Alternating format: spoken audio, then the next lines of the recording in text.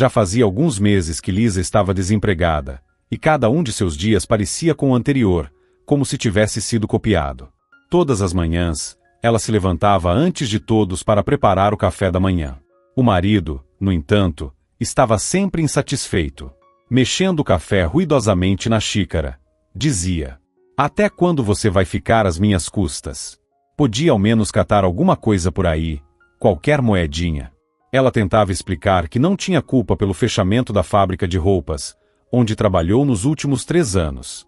Ela se justificava, dizia que todos os dias procurava vagas, mas Leandro ficava ainda mais irritado e quase gritava em resposta: "Então não está procurando direito. Se quisesse mesmo, já teria achado. É claro, é muito melhor viver às minhas custas e ficar em casa." Lisa mal conseguia conter as lágrimas. Sentia-se profundamente magoada. O marido parecia não notar tudo o que ela fazia e se recusava categoricamente a ajudar em qualquer coisa. Mesmo passando todas as manhãs em frente ao jardim de infância onde o filho deles estudava, ele se recusava a levá-lo, alegando pressa ou compromissos. E à noite, ao voltar, Leandro deixava claro por sua atitude que, por estar ganhando dinheiro, tinha total direito à atenção e cuidados. O marido não percebia que cada dia dela era cronometrado. De manhã, ela preparava o café rapidamente, cuidava do filho, depois ia ao mercado, cozinhava, cuidava da casa e no fim do dia, ir novamente ao jardim de infância buscar o filho, passear com ele, ajudá-lo com as tarefas, alimentar o marido quando ele voltasse do trabalho, e ainda havia roupa para lavar, passar e a limpeza da casa. Além de todas essas responsabilidades, ela também cuidava da sogra doente. Helena Pereira morava com eles desde que ficou presa a uma cadeira de rodas. Mas a sogra não se intrometia. Ela entendia perfeitamente que dependia dos dois. Sabia que, se não fosse pela nora, o filho dificilmente se preocuparia com ela. Tudo que ele fazia pela mãe era, uma vez por dia, perguntar: "E aí, mãe, está aguentando?" Nas outras ocasiões, quando precisava da ajuda dele, ele sempre inventava alguma desculpa para sair com urgência. Às vezes, parecia que Lisa tinha ainda menos apoio agora, sem emprego, do que antes. Para ela, o mais difícil não era o cansaço físico, e sim o peso emocional. As constantes críticas do marido faziam com que ela guardasse o retorno dele do trabalho com verdadeiro pavor. Chegou até a tentar, algumas vezes, preparar a mesa para o jantar antes da chegada dele, dizer que já tinha comido e ir para o quarto. Mas isso não ajudava em nada. Leandro começava a incomodá-la. Podia passar horas fazendo sermões sobre a ousadia dela, sua ingratidão, sua falta de vontade e de esforço para arrumar um emprego. E quando finalmente ela começava a chorar, ele simplesmente ia dormir em paz. Lisa já nem lembrava mais quando foi a última vez que tinha sorrido. Embora, não muito tempo atrás, fosse uma mulher alegre. Agora, ele parecia cansado do trabalho, da doença da mãe, e mais recentemente, da dependência financeira dela. De repente, ela se lembrou do dia em que se conheceram. Já fazia mais de 10 anos. Ela tinha acabado de completar 25 anos, jovem, magra, sempre chamava atenção com olhares admirados por onde passava. Mas para algo sério, alguém digno nunca havia aparecido. Depois de já ter ido a praticamente todos os casamentos das amigas, e estar pronta para colocar um ponto final em sua vida amorosa, ela conheceu Leandro num ônibus. Ao lembrar daquele momento, Lisa sorriu de novo, e sentando-se à cadeira da cozinha, mergulhou no passado. Ela havia entrado no ônibus no último minuto, e como estava lotado, teve que ficar em pé, segurando-se em uma barra de metal perto da porta. Diante dela, sentado, havia um rapaz jovem. Os olhos dele estavam fechados, e pelo leve sorriso no rosto, parecia estar tendo um bom sonho. Lisa ficou tão encantada com o desconhecido simpático que, numa curva mais brusca, perdeu o equilíbrio, soltou-se da barra e caiu direto no colo do rapaz. Ele abriu os olhos de repente, ficou em silêncio por um segundo, e em seguida, sorriu alegremente e disse: "Mas que sorte a minha! Uma beleza dessas caiu do céu." Lisa ficou envergonhada, corou, e rapidamente levantando-se do colo dele, começou a pedir desculpas. Naquele momento, só queria desaparecer. Mas Leandro, completamente tranquilo, respondeu: "Ora essa! Agora estou simplesmente obrigado a te carregar nos braços pelo resto da vida. Se Deus me enviou você assim, é porque não foi por acaso. Uma moça tão linda. Um verdadeiro presente. Eles passaram o resto daquele dia andando pela cidade, conversando sobre todo tipo de bobagens. Lisa mal podia acreditar no que estava acontecendo. Parecia mesmo um presente do destino. Um mês depois, quando Leandro lhe pediu em casamento, Lisa estava nas nuvens. Nos primeiros 2 anos, viveram como se fosse o primeiro dia de casados, sem brigas, sem conflitos. Depois, pouco a pouco, a paixão deu lugar à rotina da vida em comum. E surgiu uma grande questão. Por mais que tentasse, Lisa não conseguia engravidar. Mesmo assim, Leandro dizia com naturalidade: se Deus não está mandando, é porque ainda não é hora de termos filhos. Vamos viver para nós mesmos por enquanto.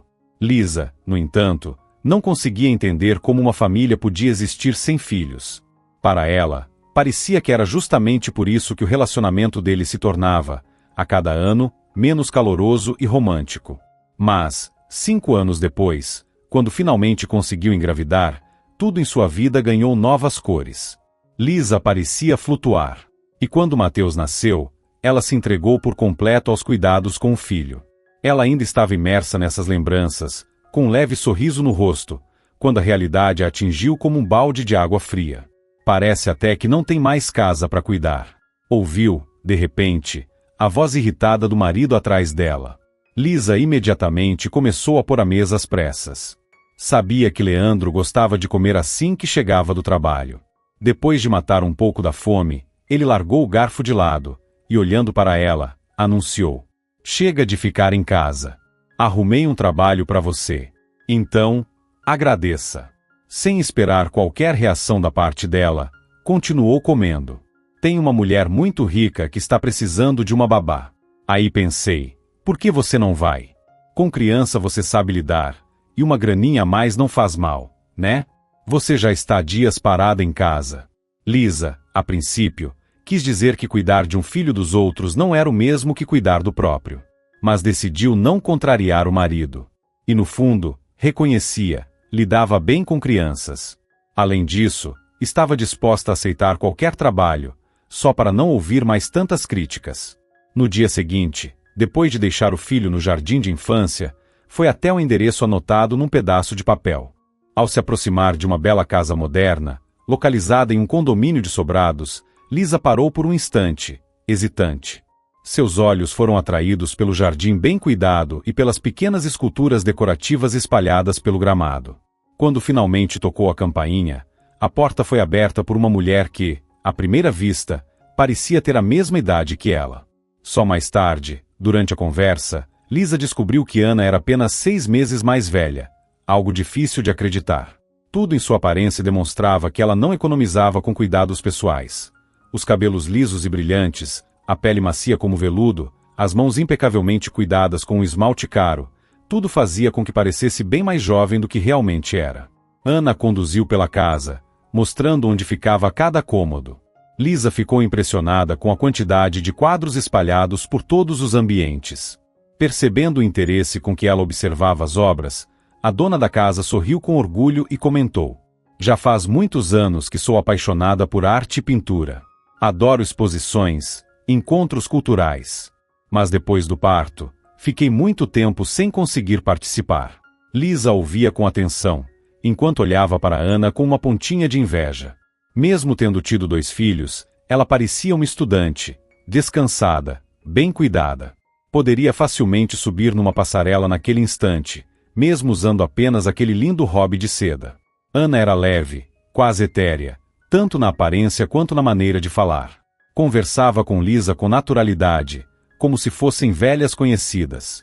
Depois de explicar todas as tarefas e mostrar tudo o que seria necessário para o trabalho, Ana sugeriu: enquanto os gêmeos dormem, que tal tomarmos um chá? Lisa aceitou com prazer.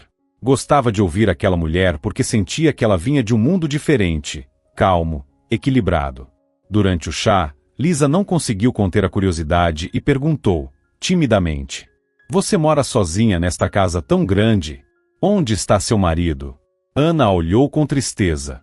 Ficou em silêncio por alguns instantes, e então, respondeu: meu Oleg faleceu. Nem chegou a ver o nascimento dos nossos gêmeos. Era empresário, Tinha mais de 10 fábricas de móveis em várias cidades da região. Estava voltando de uma delas quando o motorista bêbado, com o carro cheio de outros iguais, bateu de frente com o dele. Lisa permaneceu sentada, sem ousar se mexer, enquanto a dona da casa continuava, abrindo seu coração. Achei que fosse enlouquecer. Não sabia o que fazer, como continuar vivendo.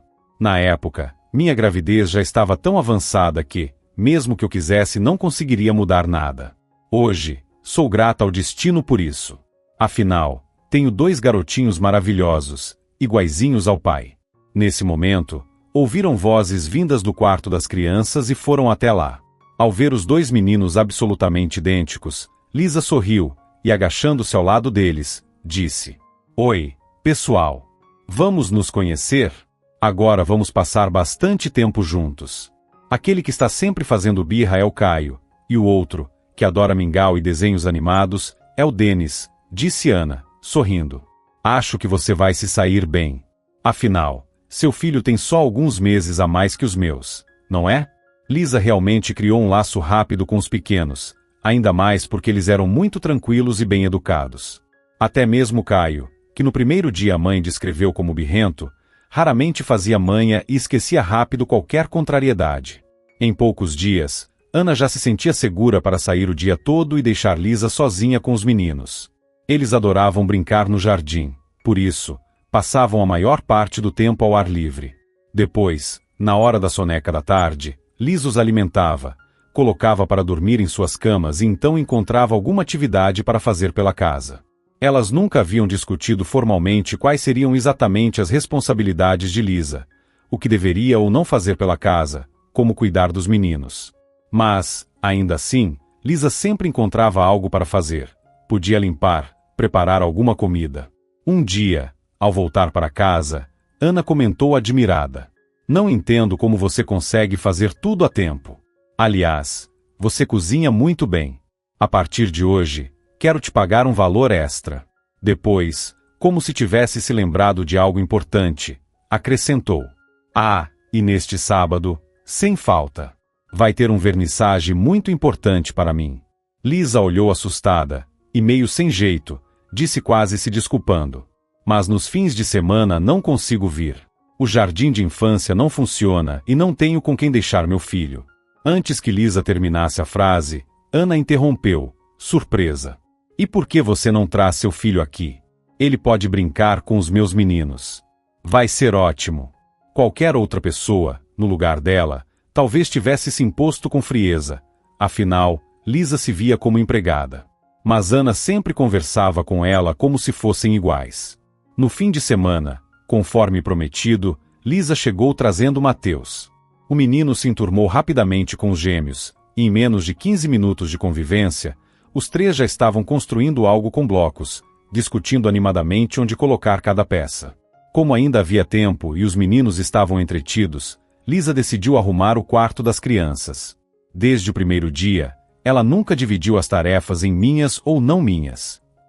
Se havia oportunidade, ela limpava, e isso nunca foi um problema. Para ela, era muito mais difícil ficar parada sem fazer nada. Por isso, sempre se mantinha ocupada. "Você faz tudo isso sozinha", dizia Ana, com sinceridade, sempre grata, e não apenas com palavras. Ela também aumentava o pagamento de Lisa sempre que podia, dizendo que era apenas uma forma de valorizar o tempo extra dedicado ao trabalho. A dona da casa insistia: "Ah, pare de recusar o dinheiro. Aposto que vai ser útil, e todo o trabalho deve ser pago." Certa vez, ao lhe entregar o dinheiro, Ana sorriu tristemente e disse: "Não se preocupe, não estou te dando minha última moedinha. Meu marido deixou uma boa herança, então, de verdade, estamos longe de passar necessidade." Nesse momento, uma voz animada soou em tom conspiratório: "Tia Lisa, vem cá, quero te mostrar nosso álbum de fotos. Tem muitas." Lisa já conhecia bem os hábitos dos meninos, e sabia que quando Caio se empolgava com alguma ideia, ele não sossegava enquanto não a realizasse. Acariciando a cabeça do pequeno, ela sorriu e disse: "Está bem, vamos ver o tal álbum." Ela achava que olhar as fotos da família juntos era uma boa forma de se aproximar ainda mais dos garotos, e não via nenhum problema nisso. A princípio, Tudo parecia bem. Os irmãos comentavam as fotos, um de cada vez, apontando quando estavam juntos no parque, na floresta, nos brinquedos. Mas, em certo momento, o álbum escorregou acidentalmente das mãos de Lisa e quase caiu no chão. Ela conseguiu pegá-lo no ar, e ao fazer isso, percebeu que havia algo escondido sob a contracapa grossa. Naquele momento, os meninos já tinham perdido o interesse pelas fotos e estavam discutindo animadamente sobre quem seria o motorista da viatura de bombeiros que montavam com blocos no canto do quarto. Lisa, com cuidado, descolou a contracapa, e de trás dela, caíram várias fotos coloridas. Ela não entendia por que Ana decidiu esconder aquelas imagens separadamente das demais. Estava claro que a dona da casa não queria que ninguém visse aquelas fotografias. Folheando-as uma a uma, Lisa foi tomada por um calafrio e sentiu o coração disparar. O que via diante dos olhos parecia inacreditável. Em todas as fotos estava ninguém menos que seu marido, Leandro. E o mais espantoso, ele e Ana apareciam juntos, o dia inteiro, em várias ocasiões, como um casal feliz. Numa das fotos, ele a segurava no colo, beijando-lhe carinhosamente a bochecha. Em outra, os dois se beijavam na boca. Depois, apareciam juntos em um restaurante à luz de velas, em uma sauna, num parque. Em todas, ficava evidente que havia algo entre eles. Era difícil de acreditar, mas cada imagem gritava a verdade. Seu marido e Ana eram amantes. Com as mãos trêmulas, Lisa recolheu as fotos e as colocou de volta no esconderijo onde estavam guardadas todo esse tempo. Ela queria sair dali naquele exato instante e fazer um escândalo com o marido, jogar na cara dele toda a traição, todas as mentiras que ela sequer imaginava. O que a impediu foi apenas uma coisa: Lisa sabia que não podia deixar os meninos. Eles não tinham culpa de nada. Decidiu que, por enquanto, não diria nada à dona da casa. Primeiro, precisava tirar tudo a limpo com Leandro. Durante o restante do dia, ela não conseguia pensar em outra coisa além das fotos. Era uma dor profunda. Justamente quando tudo parecia estar se ajeitando, uma boa patroa, um trabalho tranquilo, um ótimo salário, agora, tudo aquilo deixava de fazer sentido. Estava claro que as coisas não poderiam continuar como antes. Só de pensar em ver Ana novamente, sentia repulsa. Mas sabia que seria inevitável. Normalmente, Ana voltava para casa entre 5 e 6 da tarde. Mas, naquele dia, não chegou nem nesse horário, nem depois. E o que era mais estranho, ela sempre avisava quando ia se atrasar, mas dessa vez, nenhum telefonema. Quando o relógio marcou 8 da noite, e após tentar falar com Ana várias vezes, Lisa já estava começando a entrar em pânico. Foi então que seu celular tocou. Do outro lado da linha, uma voz feminina disse: "Aqui é do hospital. Recebemos uma mulher vítima de acidente de carro. O veículo foi encontrado no acostamento. Ela sobreviveu, mas está em estado grave, na UTI. Está em coma." O seu número era o último registrado no celular dela, continuou a mulher do outro lado da linha. "Por isso decidimos informar você. Ela tem 2 filhos pequenos. Eu sou só a babá", respondeu Lisa, confusa, interrompendo a fala. "Ah, então não sei", disse a mulher. "Talvez você possa encontrar algum parente e avisá-los do ocorrido." Em seguida, desligou. Lisa ficou sentada, com o telefone nas mãos, sem saber o que fazer. Pelo que Ana havia contado, ela não tinha mais ninguém. Isso significava que não havia outra pessoa além dela mesma para cuidar das crianças. Aquele dia parecia interminável, carregado de notícias ruins. Pela manhã, as fotografias revelando a traição do marido. Agora, o acidente e o estado grave da amante. Horas antes, Lisa sentia vontade de matar Leandro e Ana pela dor que tinham lhe causado. Agora, ali sentada na casa dela, só conseguia rezar para que Ana sobrevivesse. Depois de alimentar e colocar os meninos na cama, Lisa ligou para o marido, tentando soar o mais calma possível. "Hoje não vou voltar com o Mateus. Vamos dormir na casa da sua amante Ana. Ela perdeu o controle do carro voltando para casa. Está em coma, na UTI do Hospital Central." Sem esperar resposta, completou, num tom mais baixo: "Canalha. Miserável. Como você pôde?" Segundos depois, o marido, como se nada tivesse acontecido, respondeu no seu tom habitual, gritando: "Que bobagem é essa que você está inventando? Não enlouquece." gritou Leandro do outro lado da linha, tentando soar indiferente. Mas Lisa percebeu na hora. Havia no tom dele um leve traço de medo e inquietação. Ela não conseguiu dormir a noite inteira. A cabeça estava uma completa confusão. Internamente, tomou uma decisão. Com Leandro, estava tudo acabado. O divórcio era inevitável. Mas, antes, precisava esperar Ana se recuperar. Uma situação mais absurda do que aquela, Lisa jamais poderia imaginar. Ter que viver na casa da amante do marido, cuidar dos filhos dela e ainda visitar a mulher no hospital. Na primeira semana, o estado de Ana era tão grave que Lisa começou a pensar na possibilidade de sua morte. Mas, no 8º dia, ao entrar no quarto onde a patroa costumava ficar internada e ver a cama vazia, quase desmaiou. Foi amparada imediatamente por braços fortes, e sentando-a numa cadeira, o médico responsável, o Dr. Augusto, disse, meio irônico: "O que é isso agora? Vai desmaiar aqui também? Já até imagino o motivo." Ele pegou um copo, encheu com água e entregou a ela, continuando: "Aposto que pensou que Ana tinha morrido, não foi? Pois bem, foi justamente o contrário. Ela finalmente recobrou a consciência. Transferimos ela para outro setor." Fez uma pausa, olhou fixamente para Lisa e disse: "Mas preciso conversar com você. É sério." Ele a convidou para ir até a sala dos médicos, e depois de se certificar de que Lisa estava bem, olhou para ela com seriedade e disse: "Eu preciso te contar algo importante. É sobre uma doença." Fez uma pausa. "E não é recente." O Dr. Augusto olhou atentamente para Lisa, e surpreso, perguntou: "Ela nunca comentou nada com você?" Lisa, confusa, balançou a cabeça. "A doença não apareceu ontem. Ela sente dores há mais de 6 meses. E você, trabalhando na casa dela, não percebeu nada?" Lisa, ainda atordoada, respondeu com um gesto negativo. Ana nunca havia se queixado de nada. Sempre parecia saudável, cheia de energia, até feliz.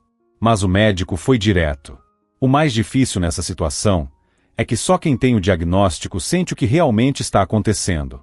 Lisa então compreendeu, com um aperto no peito, a força interior que Ana precisou ter para esconder tudo aquilo. Depois da conversa com o médico, ela decidiu criar coragem e ir até o quarto de Ana. Não sabia como encará-la, nem como iniciar uma conversa. Mas, ao abrir a porta e ver o rosto pálido da mulher deitada, disse em voz baixa: "Como você está? Os meninos estão com muita saudade. Espero que melhore logo." Ana abriu os olhos, esboçou um leve sorriso e murmurou, quase sem voz: "Viu só como são as coisas. Mas foi só uma ida rápida. Voltei do outro lado." Fez uma pausa e completou: "Os médicos disseram: deixei a doença passar dos limites." Ela estendeu o braço, tentando alcançar uma caneca sobre a mesinha de cabeceira. Lisa ajudou a dar alguns goles d'água, e em seguida, perguntou: "Você já sabia da doença, não sabia? Mas não dava para fazer nada? Seu marido deixou uma boa herança, então, talvez pudesse tentar alguma coisa." Ana olhou para ela com tristeza, mas respondeu com uma calma surpreendente: "Infelizmente, nem tudo se compra com dinheiro. Era tarde demais. Os médicos disseram que a doença foi descoberta muito tardiamente. Acho que tinha que ser assim. Talvez seja o preço pelos meus pecados." Naquele momento, Ana lançou um olhar a Lisa, com algo que parecia um pedido de perdão. Talvez Lisa só tenha imaginado isso, mas, mesmo assim, decidiu não tocar ainda no assunto da relação entre Ana e seu marido. Naquele instante, Ana parecia tão frágil, tão indefesa. Depois de permanecer mais um tempo no quarto, Lisa já estava se preparando para sair quando Ana chamou: "Lisa, por favor, aconteça o que acontecer, não abandone meus meninos. Eu sei que você consegue cuidar deles." Ela fez uma pausa e continuou: "Antes do acidente, passei no cartório e deixei um testamento. Está no seu nome." Lisa ficou paralisada no meio do quarto, sem saber o que dizer. Ana, com a voz cada vez mais fraca, concluiu: "Não dá mais para mudar nada. Mais cedo ou mais tarde, eu vou partir. Mas deixei o suficiente para você e para os meninos viverem bem por muito tempo. E agora, me perdoe, mas preciso descansar. Estou cansada. Vai, E obrigada por não ter abandonado os meninos, disse Ana, fechando os olhos como se deixasse claro que a conversa havia terminado. Lisa saiu do quarto como se estivesse em transe, caminhando pelo corredor do hospital. Jamais teria imaginado algo assim. Como se não bastasse toda a reviravolta que sua vida sofreu em tão pouco tempo, agora vinha também essa herança inesperada, o testamento de Ana e os 2 filhos dela. Ela não conseguia entender por que a dona da casa, com tantas opções, havia escolhido justamente ela, uma simples babá, para deixar tudo. Só sabia de uma coisa, não conseguia se alegrar com aquilo. Porque, ao se divorciar, e agora Lisa tinha certeza de que o divórcio viria, teria que criar sozinha 3 meninos. E isso não seria fácil. Como se tivesse ouvido o pensamento dela sobre a separação, o telefone tocou. Era Leandro. Assim que ela atendeu, ele começou a falar, indignado. Já deu, não? Para de exagerar. Não inventa coisa na sua cabeça e volta para casa. Lisa queria muito jogar na cara dele todas as provas que tinha, mas por algum motivo decidiu, por enquanto, não falar nada sobre as fotos. Em vez disso, respondeu, de forma inesperada e dura. Você sabia que a Ana está com uma doença incurável? Que ela tem pouco tempo de vida? Do outro lado da linha, Leandro engasgou, mais uma confirmação de que ele conhecia bem a dona da casa. E não era de hoje.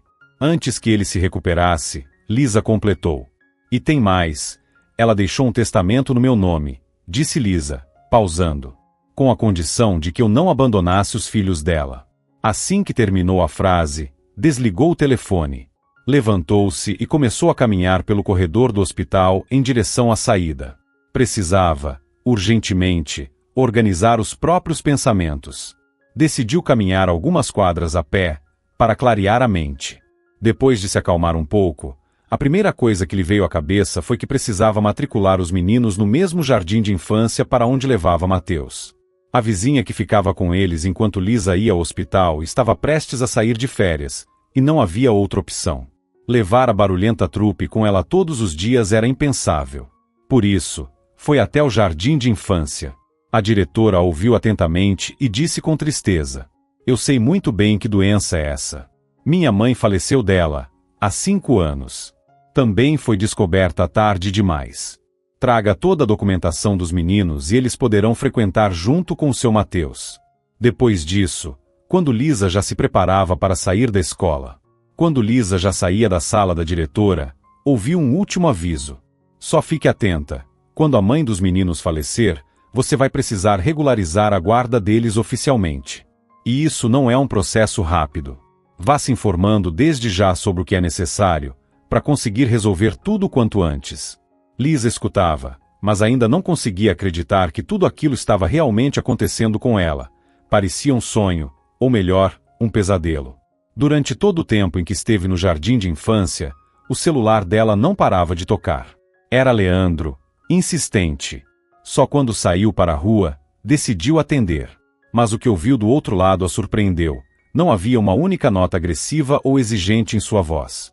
Pelo contrário, ele falava com doçura, quase implorando para que ela voltasse para casa. Dizia que a amava muito e que estava com medo de perdê-la. Lisa mal podia acreditar que era o mesmo homem que, nos últimos tempos, só lhe dirigia a palavra com frieza e desprezo. Eu te imploro, vamos nos encontrar e conversar como adultos. Com calma, disse ele, suplicante. Relutante, Lisa concordou. Disse que estaria passeando com os meninos no parque.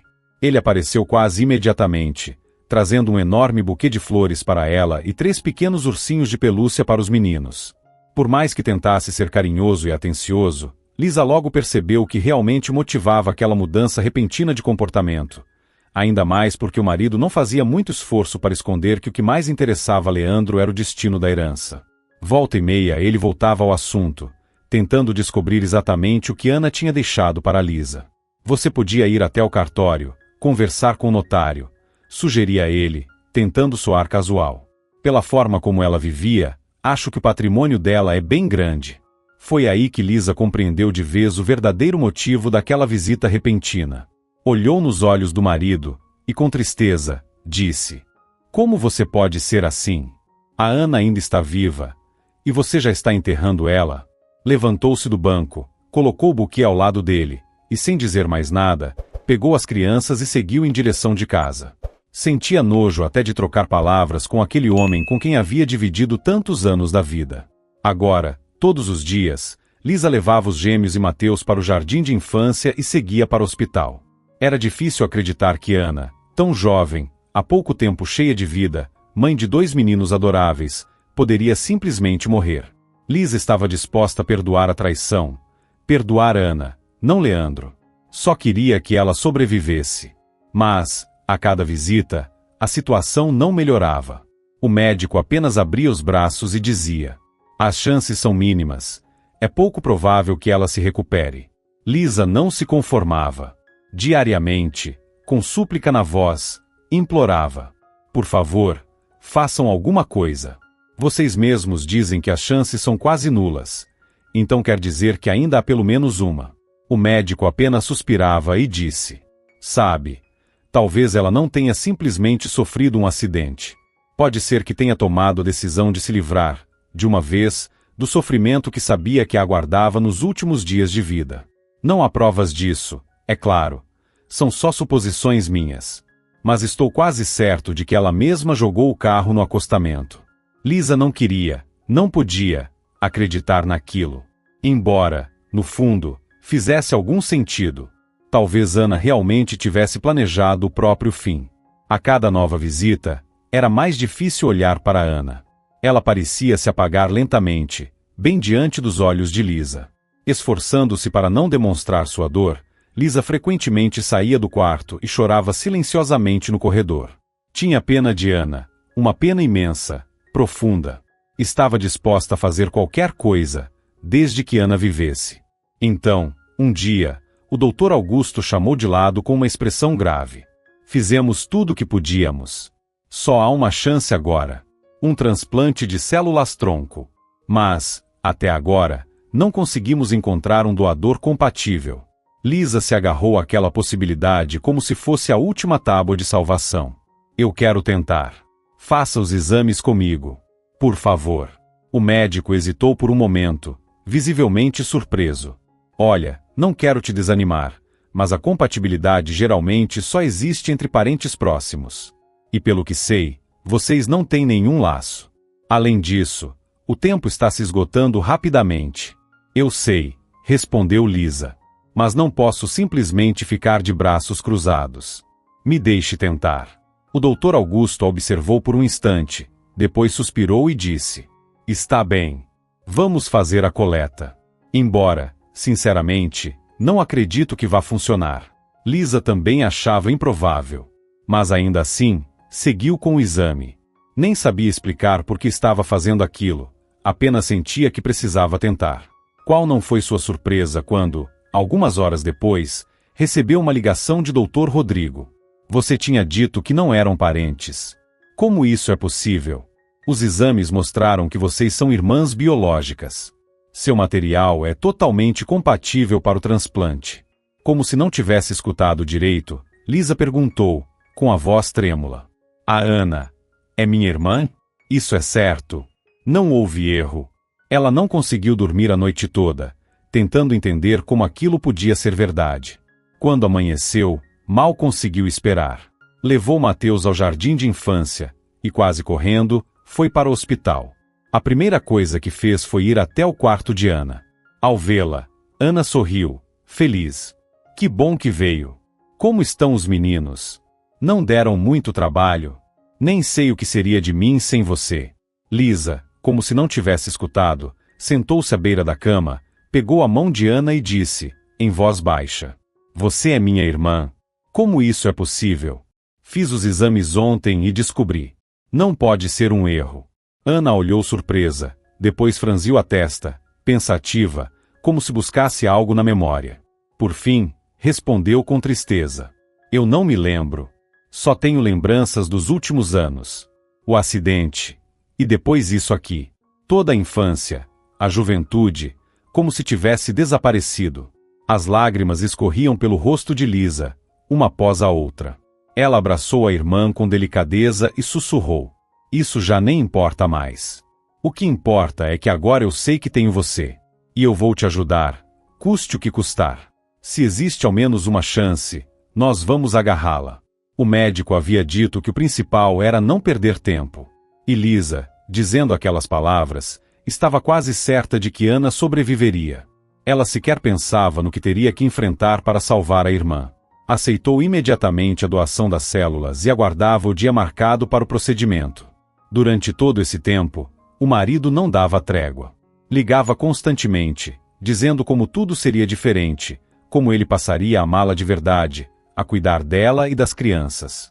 Mas Lisa já não acreditava em uma só palavra. Em um dos telefonemas, ela finalmente perdeu a paciência. Se você pensa que vai conseguir alguma parte da herança da Ana me reconquistando, está muito enganado. Ela é minha irmã. E eu aceitei fazer uma doação para salvá-la. Foi a primeira vez, em muito tempo, que Leandro perdeu o controle.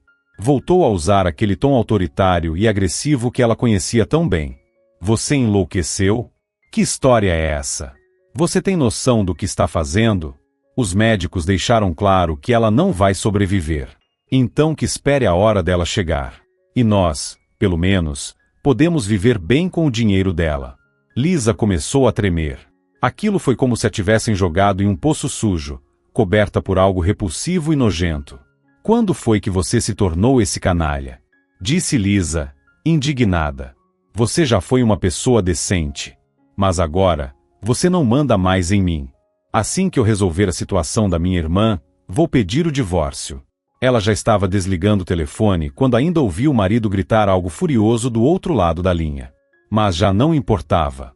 Só agora Lisa percebia o quanto tinha vivido, durante todos aqueles anos, sob o comando dele. Agora, finalmente, podia tomar suas próprias decisões. Naquele momento, após encerrar aquela conversa desagradável, Lisa quis acreditar que ele entenderia e a deixaria em paz. Mas, aparentemente, depois de pensar melhor, ele voltou a ligar, em menos de meia hora. Depois da 10ª ou 11ª tentativa, Lisa percebeu que ele não iria desistir facilmente. Quando finalmente atendeu, ouviu a ameaça.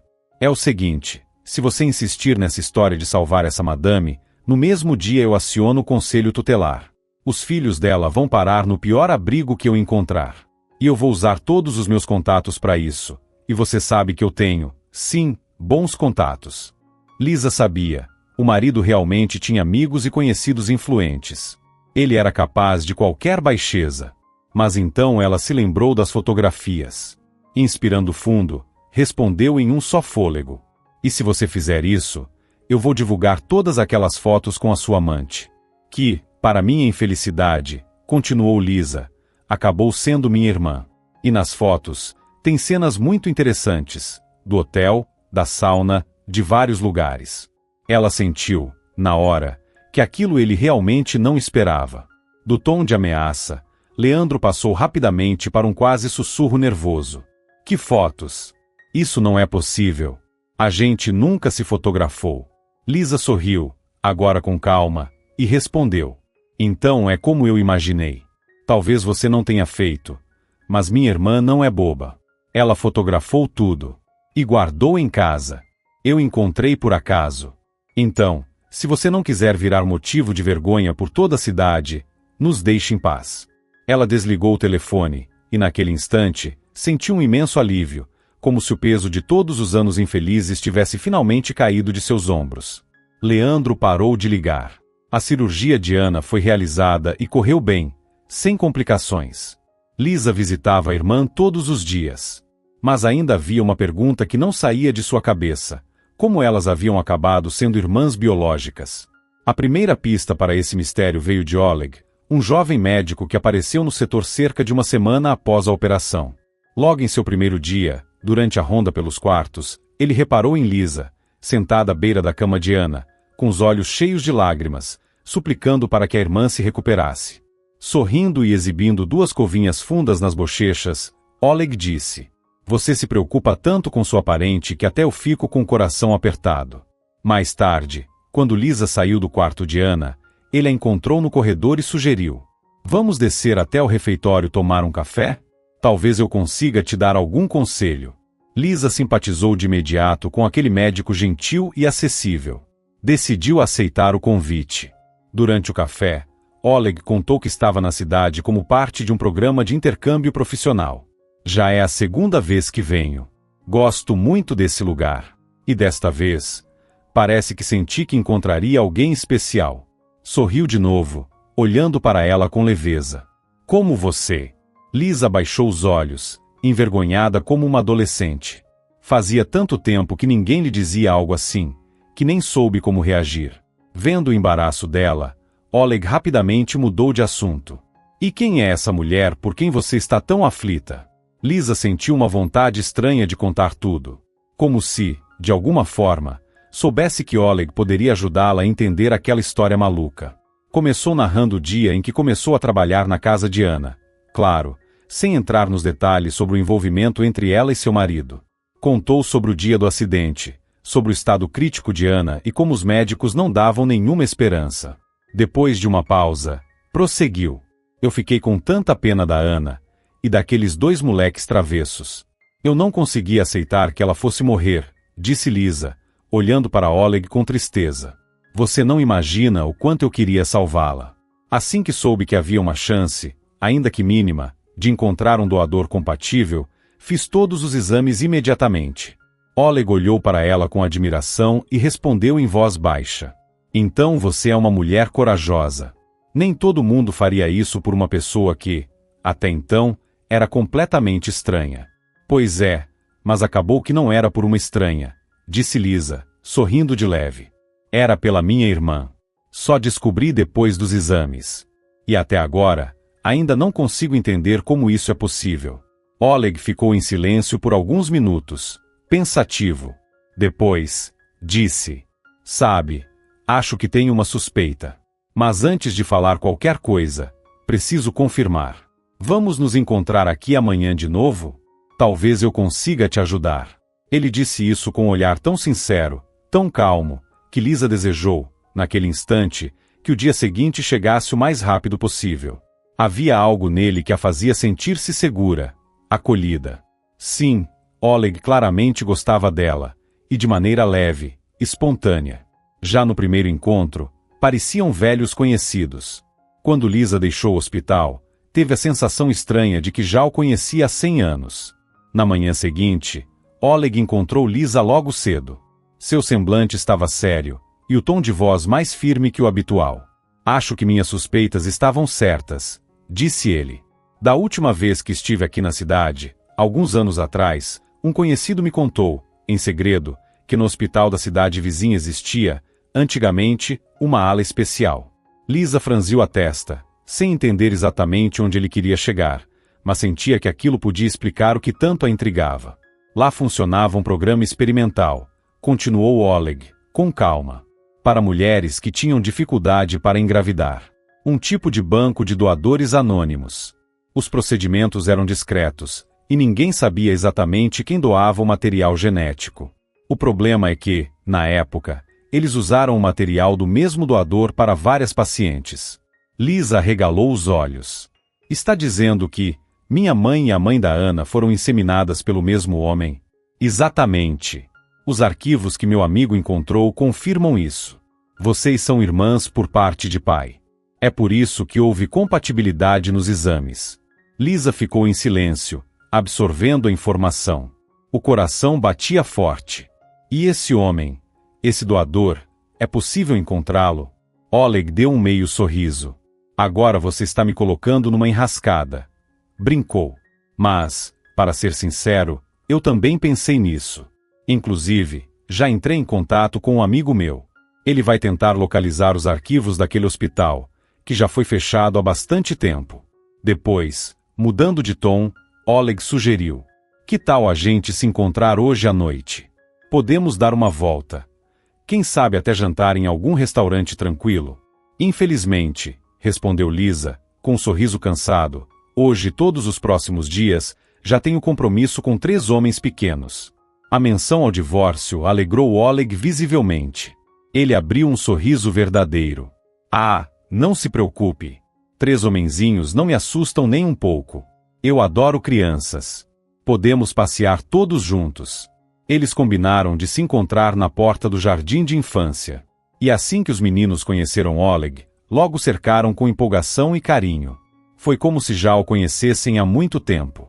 Enquanto isso, no hospital, Ana continuava sob cuidados intensivos, dependendo de medicamentos para manter as funções vitais. E Lisa continuava visitando Ana todos os dias. Mesmo com a rotina corrida, encontrou tempo para dar entrada no pedido de divórcio. Leandro soube quase imediatamente e começou a ligar todos os dias, implorando para que ela retirasse a solicitação. Tentava manter a calma, evitar o tom agressivo de sempre, mas sua natureza não demorou a aflorar.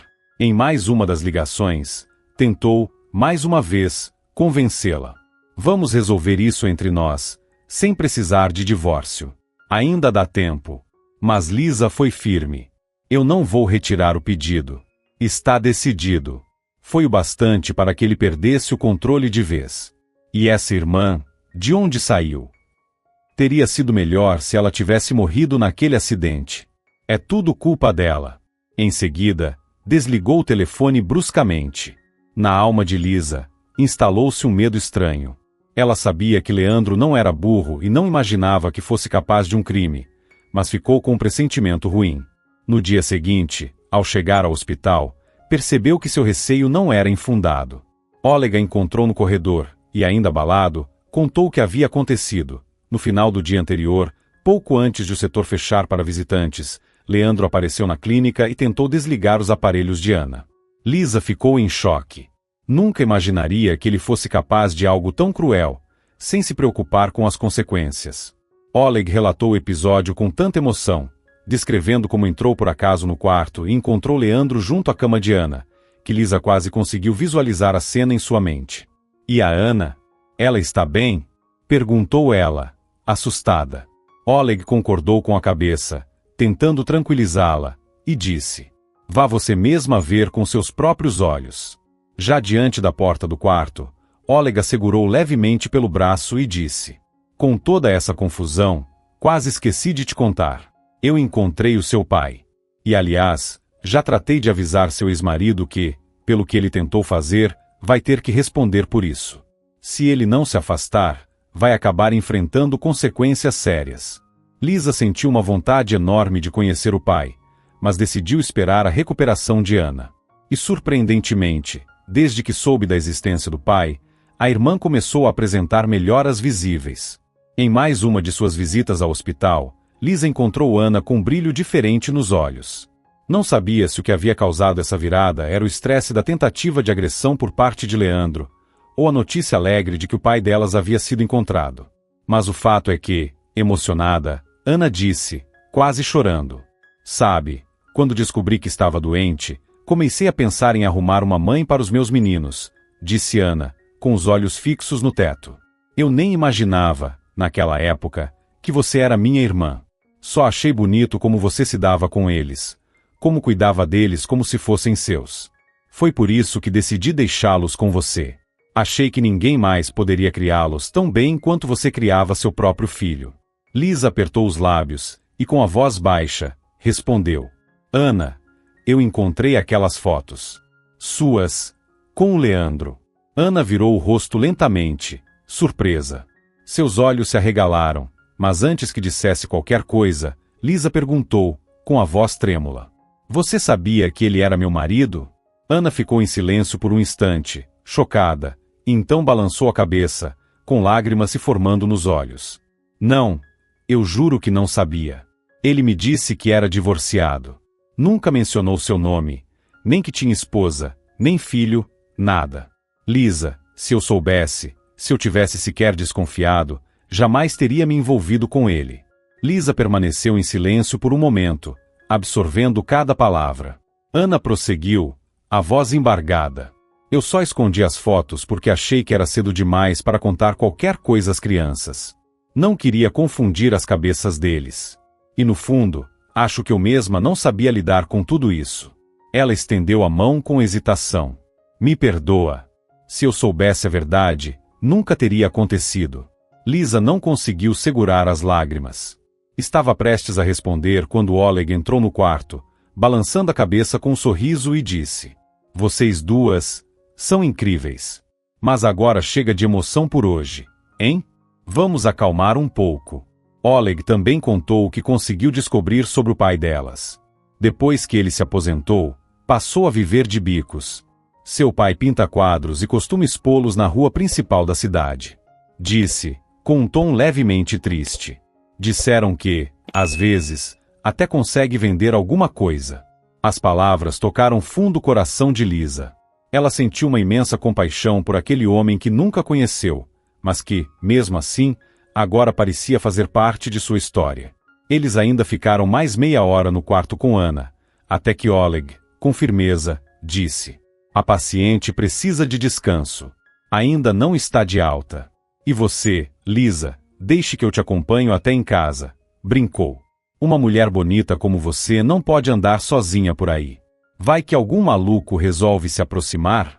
Pegaram as crianças no jardim de infância e foram andando juntos, conversando sobre tudo e sobre nada. Em determinado momento, os meninos encontraram um escorregador no parque e começaram a brincar, descendo e subindo com gritos animados. Foi então que Oleg, de repente, perguntou: "Me diz uma coisa, quando é o seu divórcio?"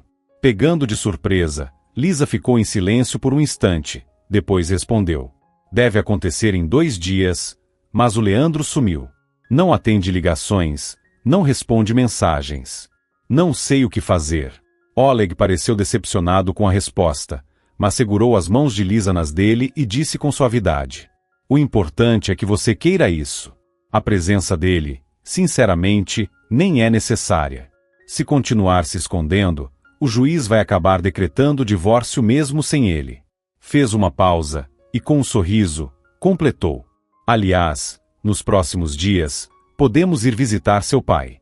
Que tal pensar nisso?" Naquele momento, Lisa não deu muita importância à sugestão nem ao fato de o divórcio parecer afetar tanto Oleg. Mas, no dia em que voltou do tribunal e contou que agora estava oficialmente livre, ele se aproximou com um olhar sereno e disse em voz baixa: "Eu sei que pode parecer cedo, mas eu gosto muito de você. E estou disposto a esperar o tempo que for preciso para ouvir um sim."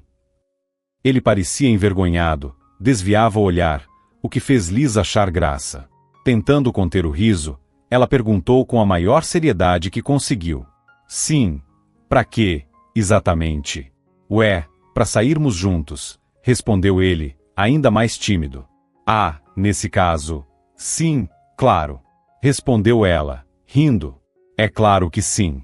Pela primeira vez, ela via Oleg, sempre tão alegre e falante, de outro jeito, tímido, quase sem saber o que fazer com as próprias mãos. De repente, ela deu um passo à frente e sussurrou: "Seja lá o que você me propuser, a resposta é sim." Naquela noite, eles ficaram juntos. Foi a noite mais feliz que Lisa havia vivido em muitos e muitos anos. Ela se sentia viva de novo, com vontade de cantar, de sorrir, de voar. E pela manhã, não acordou com o som do despertador, mas com um beijo e as palavras de Oleg: "Casa comigo? Ontem você disse que diria sim para tudo." Ele sorriu, mostrando suas irresistíveis covinhas. Lisa tentou conter o riso, e fazendo uma expressão pensativa, respondeu: Não sei. Talvez, quem sabe", provocou Lisa. Oleg não esperou por mais. Pegou-a nos braços e começou a girar com ela pelo quarto, rindo. Só parou quando os 3 meninos, ainda sonolentos, entraram no quarto com os olhos semicerrados. "Vocês estão noivos?", perguntou Dennis, coçando os olhos. Oleg colocou Lisa no chão e anunciou com um sorriso: "Exatamente, minha guarda de elite. Agora escovem os dentes, tomem café da manhã, que hoje vamos buscar a mamãe Anna no hospital." Mas não era só isso. "E tem mais", disse Oleg. "Quem se comportar direitinho vai com a gente conhecer o vovô. Um avô de verdade." Os meninos gritaram empolgados, como pequenos índios, e correram para se aprontar. Algumas horas depois, todos estavam em uma casa simples, que também servia de ateliê, um lugar onde arte e vida se misturavam. Ernesto Siqueira, o pai de Lisa e Anna, não tinha esposa nem outros filhos. Quando soube quem eram aqueles visitantes e por que tinham vindo, ficou completamente atônito. 3 netos. "E eu sem saber de nada esse tempo todo", disse, com a voz embargada, passando a mão carinhosamente na cabeça dos meninos. Ernesto, ainda sentado, ficou em silêncio por alguns segundos. Os olhos se encheram de lágrimas, e então, com um sorriso tímido, falou: Eu me lembro, sim. Quando era jovem, fiz uma doação num programa experimental do hospital da cidade vizinha. Naquela época, eu não imaginava o quanto isso mudaria minha vida. Fez uma pausa, respirando fundo. Pouco tempo depois, sofri um acidente e nunca mais pude ter filhos. Esse sempre foi o maior sonho da minha vida. A dor de saber que não seria pai me acompanhou por muitos anos. E agora, saber que vocês são minhas filhas, que eu tenho netos maravilhosos, é uma alegria tão imensa que mal consigo colocar em palavras. Lisa e Ana o abraçaram com força, e ali, naquele momento, um pedaço perdido da vida de cada um foi preenchido. A partir daquele dia, as duas irmãs passaram a visitar Ernesto com frequência. Ele as observava com ternura, como se ainda tentasse acreditar que tudo aquilo era real. Lisa e Ana também se emocionaram, mas foi Ana quem disse: "É o seguinte, amanhã mesmo começamos a organizar sua exposição. Pode confiar em mim, entendo bem dessas coisas." Um mês depois, em uma das salas de exposição da cidade, as pinturas dele estavam à mostra para todos os apreciadores de arte. Ele passou a frequentar o local como se fosse seu trabalho. Chegava cedo e ficava até o encerramento, conversando animadamente com cada visitante, agora como artista e como avô realizado. Num desses dias, ele foi até a casa de Ana, entusiasmado, e contou: "Vocês não imaginam. Hoje apareceu um homem, elegante, importante, e depois de ver todos os quadros, disse que queria comprar quase todos. E não só isso, me convidou para dar aulas de arte em uma escola. Disse que eu poderia transmitir meu conhecimento para os alunos." Ernesto Siqueira irradiava felicidade. Mais tarde, quando ele já havia ido embora, Ana comentou: "Sabe, acho que nesse mês em que a gente conheceu o papai, ele até rejuvenesceu." "Sem dúvida", respondeu Lisa. "Acho que ele voltou a se sentir importante, necessário." Antes que pudessem continuar a conversa, o celular de Ana tocou. Ao atender, seu semblante mudou repentinamente. Ela falou com rapidez, tentando acalmar quem estava do outro lado da linha. "Por favor, não chora. Isso não é o fim do mundo. Sua saúde já está fragilizada. Precisa se acalmar. Eu estou indo aí agora. Vai dar tudo certo." Ela desligou o telefone e, abalada, contou: "Foi o papai quem ligou. Alguém invadiu o ateliê e jogou ácido em todas as pinturas que ele estava preparando para a próxima exposição. Eu vou com você", disse Lisa, decidida. "E vou pedir para o Oleg ficar com os meninos. Eles já estão quase indo dormir mesmo." Alguns dias antes, a pedido de Oleg, Lisa havia se mudado com Mateus para um apartamento alugado por ele. Mas naquela noite, estavam todos juntos visitando Ana. Ao saber do ocorrido, Oleg imediatamente concordou em ficar com as crianças, enquanto as irmãs iam até a casa do pai. Quando chegaram, Ernesto Siqueira estava devastado. Sentado, com os olhos marejados e o corpo oscilando levemente de um lado para o outro, observava as obras danificadas jogadas em um canto, encolhido em silêncio. "Que covardia! Quem faria uma coisa dessas?" disse Ana, indignada. Em seguida, saiu às pressas para a rua. Lisa começou a ficar preocupada com a demora. Foram quase 15 minutos até que a irmã voltasse, visivelmente irritada. "Já sei quem fez isso. Foi ele." Assim que soube da exposição, começou a agir. "Papai, vamos. Precisamos ir à delegacia registrar um boletim de ocorrência", disse ela, firme. Acontece que, quando chegaram, Ana havia notado uma câmera de segurança instalada sobre uma pequena loja ao lado do prédio onde ficava o ateliê. A oficina de Ernesto ficava ao lado daquela lojinha. Ana conseguiu convencer os funcionários a mostrar as imagens da câmera de segurança, e foi assim que descobriu: enquanto o pai estava visitando, Leandro apareceu por lá e destruiu as obras com ácido.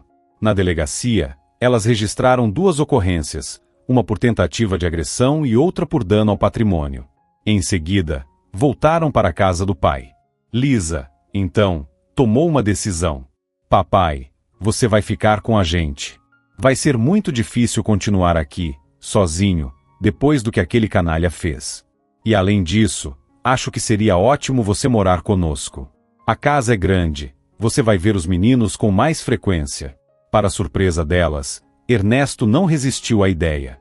Estava abatido demais para discutir. Mas, no dia seguinte, já parecia outro. Animado, envolvido no corre-corre diário, passou a cuidar dos gêmeos com alegria. Enquanto isso, a polícia finalmente localizou Leandro. Após a denúncia de tentativa de desligar os aparelhos de Ana no hospital e da destruição das obras de Ernesto, ele foi levado à justiça. O julgamento não demorou a acontecer, e Leandro foi condenado por todos os seus crimes, inclusive por tentativa de homicídio. A sentença foi clara: ele passaria alguns bons anos longe da liberdade. Para Lisa, não era vingança, era justiça. E enquanto ela e Oleg organizavam os preparativos para o casamento, Ernesto também assumiu parte das responsabilidades com Mateus, o terceiro neto. O tempo passou como num piscar de olhos e na exposição de Ernesto Siqueira, onde estavam reunidos todos os seus familiares mais próximos, Lisa com Oleg e Mateus, e Ana com os gêmeos. Foi exatamente ali, durante o evento, que Ana puxou a irmã para o lado, e sussurrando, perguntou: "Eu sei que vocês convidaram só a família para o casamento, mas o que você acha de eu ir com o Dr. Augusto?" Diante do olhar surpreso de Lisa, ela apressou-se em acrescentar: "Eu sei, ele é mais velho, mas só 5 anos. E você não imagina que homem incrível ele é. Aliás, ele até já me pediu em casamento. Eu disse que ia pensar, mas acho que vou aceitar." Só então Lisa entendeu por que, todas as vezes que visitava a irmã no hospital, o médico sempre dava um jeito de estar por perto. A exposição foi um sucesso. E dias depois, no cartório da cidade, um salão simples e iluminado celebrava a união daquela nova e feliz família. Após a cerimônia, todos seguiram para um restaurante elegante. E foi lá que o buquê da noiva voou pelos ares, e caiu direto nas mãos de Ana. Se você gostou desta história, espero contar com seu apoio clicando no botão de curtir. Um grande abraço e até a próxima história.